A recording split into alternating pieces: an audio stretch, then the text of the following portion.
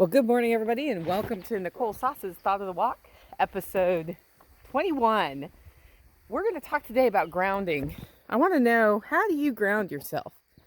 Do you ground yourself by having a cup of tea in the morning or coffee? Do you ground yourself by going for a walk in the morning? Do you ground yourself in the garden?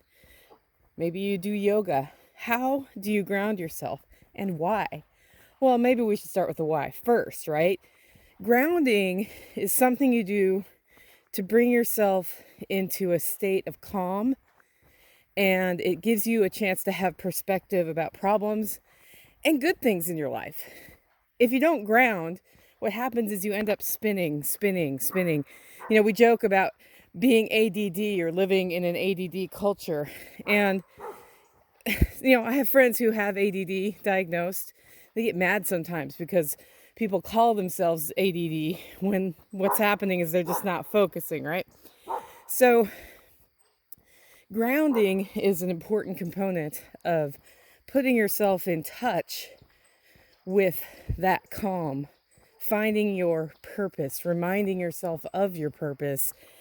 And then when you gain the perspective that you get through grounding, you can take your next steps, or maybe a problem you've been working on suddenly has a really simple solution. It reminds me of way back when I was hosting executives from Germany in the US, and they would come over here.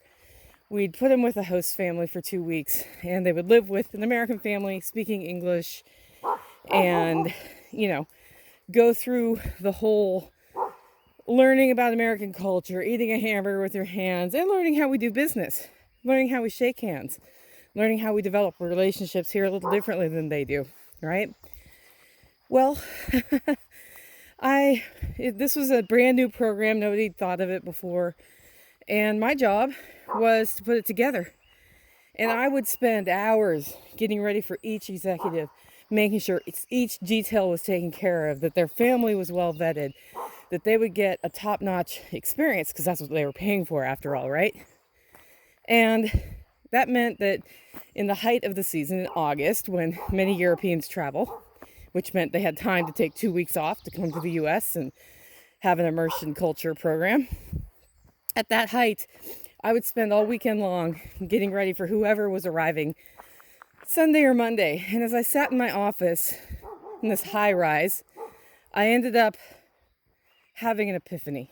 Here was my epiphany. And I was exhausted, guys. But I had ridden my bike in instead of driving, and that had grounded me, just getting the exercise. I could make a template packet.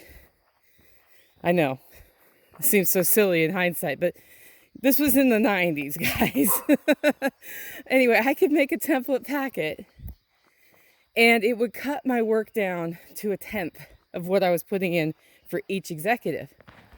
1/10 the work means 10 times the executive, means 10 times the revenue. Cool. Okay, so I spent, more time than usual getting ready, making a template so it would autofill, and then I could go through one quick review. And from that day forward, I spent 15 minutes per program on this final sweep rather than 2 or 3 hours. And that was all because I took time to ride my bike and ground myself. So today I'm on my morning walk, grounding myself, even though this week I'm doing double work. I plan to take next week all the way off, but I'm pre-recording all my podcasts.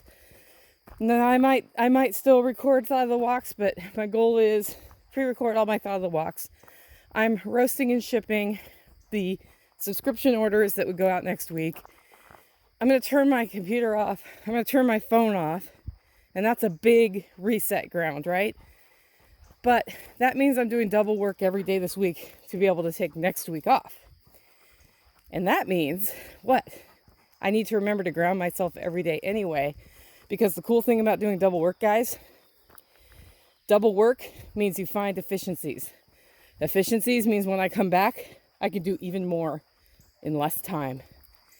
And carve out a little more time to spend time with this beauty right here, Sage, my dog, and live the way I want to live and continue sharing insights with you. Anyway, that's today's Thought of the Walk. I hope you enjoyed it. If you like these, and if there's one you like in particular that you think other people might like, go ahead and share it. You can just use the share link, send it to your friends, recommend they check it out. If you're coming to this through video and you like audio files, I do a podcast 3 times a week at livingfreeintennessee.com, or you can just look for Living Free in Tennessee on your podcatcher. I'm pretty much syndicated everywhere. If I'm not somewhere, let me know, and I'll do my best to get on that. Anyway, I appreciate you joining me, and I will be back on Sunday with the next Thought of the Walk.